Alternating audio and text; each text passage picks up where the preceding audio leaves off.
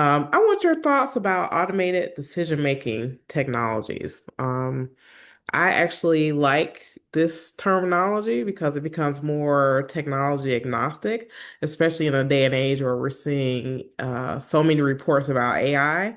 And I've always been, kind of shaking my fist at the sky. I'm like, let's not try to be so technology, try not to just pigeonhole one technology when what we're talking about is a action or a process that organizations take with technology. What are your thoughts about the ADMT? Yeah, no, I mean, obviously it's becoming more important as the use of AI facilitates decision making at such large scale.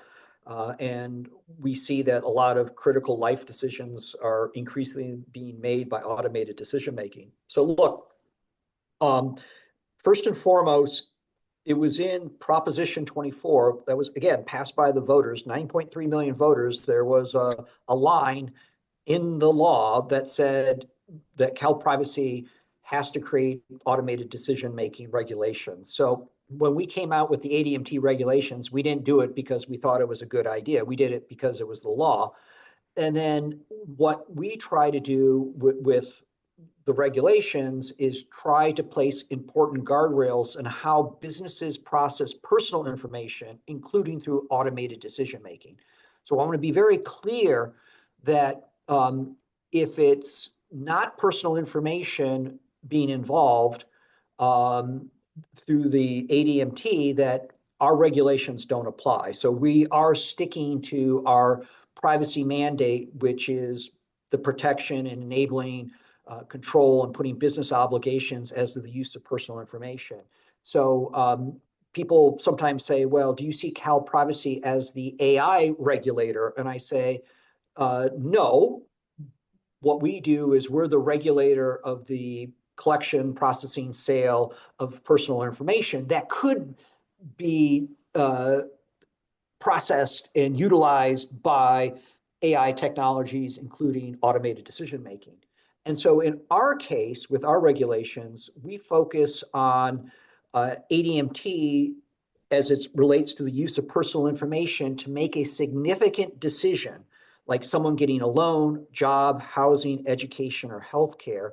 And our goal is to ensure that ADMT is used responsibly, transparently, and in ways that respect individual rights. And we feel it was actually a very long and winding road of us getting through these regulations and even defining what automated technology is.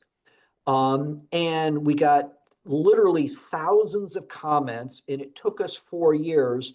But in the end, I think we landed the plane on the aircraft carrier where we took into account that there should be protections for consumers in this area, but also that we should allow businesses to be able to operationalize these regulations and give them time as well. So the rights that we give under the regulations to consumers is a pre-use notice, a request to opt out, and request to access ADMT.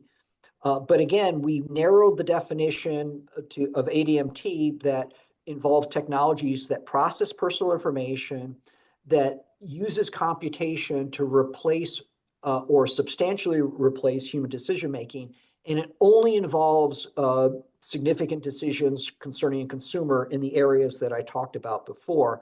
And then the last thing I'll say is that we wanted that the regulations are actually effective January 1st, 2026, as part of the regulatory package, but businesses have until January 1st, 2027 to implement the ADMP compliance, such as notice, opt-outs, disclosure, on January 1st, 2027. So there is a buffer, but I think the key message is to Debbie, you, your colleagues, and the privacy, as well as your listeners, is that, hey, 12 months from now, if you do ADMT and you're defined as a business under California law, you do have to give these rights to California in terms of notice, opt-out, disclosures.